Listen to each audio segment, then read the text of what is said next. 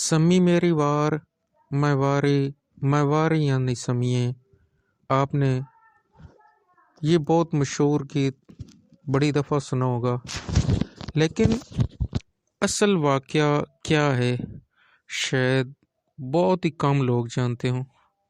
تو آج میں اس کے بارے میں آپ کو پوری تفصیل بتاتا ہوں کہ یہ اصل واقعہ کیا ہے، سمی کیا ہے، یہ کیوں، کس نے کب لکھا۔ اس کا ترجمہ ہے سمی میری باری ہے۔ سمی میری وار کا مطلب ہے سمی میری باری ہے، میں واری یعنی میں قربان، میں جان قربان کرتی ہوں اے سمی۔ یہ سن 1973 کا واقعہ ہے، جب جودھ پور کے راجے ابے سنگھ کو ایک نیا محل بنانے کا خیال آیا۔ اس کے لیے بڑی مقدار میں جنڈ کی لکڑی کی ضرورت تھی۔ راجا کے سپاہی اس کی تلاش میں امرتا دیوی کے گاؤں تک آن پہنچے۔ امرتا دیوی کے گاؤں کا نام کھجرلی ہے۔ راجستھانی میں جانڈ کا نام کھجرلی ہی ہے۔ یہ علاقہ پورے خطے میں سب سے زیادہ سرسبز تھا، اور ہوتا بھی کیسے نا، یہ گرو جم بیشور جی کے پیروکاروں کا گاؤں تھا، جو اپنے 29 ماحول اور انسان دوست اصولوں کی وجہ سے بشنوئی کہلاتے ہیں۔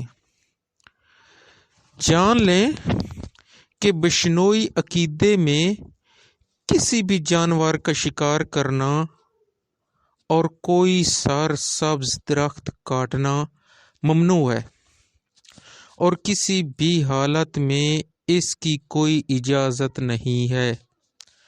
جیسا کہ پہلے عرض کیا کہ جانڈ کو راجستھان میں کھجرلی کہتے ہیں، اسی طرح سندھ میں اسے کنڈی، سرائکی میں اسے کنڈا، پنجاب میں جانڈ، عرب اسے غوف کے نام سے پکارتے ہیں۔ سنسکرت اور گجراتی میں اسے سمی کہا جاتا ہے۔ جو جانڈ ہے، مختلف زبانوں میں اس کے مختلف نام ہیں۔ سنسکرت اور گجراتی میں اسے سمی کہا جاتا ہے۔ اب راجا کے سپاہیوں نے امرتا دیوی کی موجودگی میں اس جانڈ یعنی سمی کو کاٹنے کا ارادہ کیا، تو امرتا دیوی نے انہیں ایسا کرنے سے روکا۔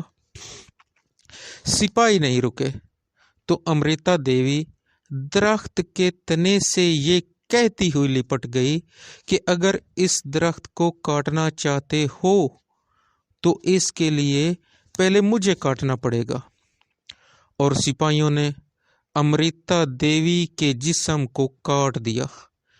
امرتا دیوی کے درخت کے ساتھ کٹنے کے بعد ان کی تینوں بیٹیوں آسو، رتنی اور بھاگو، یہ 3 بیٹیاں تھیں ان کی، بھاگو بائی نے بھی یہ کہتے ہوئے ماں کی پیروی کی کہ سمی میری وار، وار مطلب ہوتا ہے باری، میں واری، میں قربان نی سمیے، اور گاؤں کے درختوں کو کٹائی سے بچانے کے لیے اپنی جانیں قربان کر دیں۔ امرتا دیوی اور ان کی بیٹیوں کی موت کی خبر جنگل میں آگ کی طرح پورے علاقے میں پھیل گئی، اور لوگوں نے اپنے گاؤں کے درختوں کو بچانے کے لیے ان سے لپٹ کر جانوں کا نذرانہ پیش کرنا شروع کر دیا۔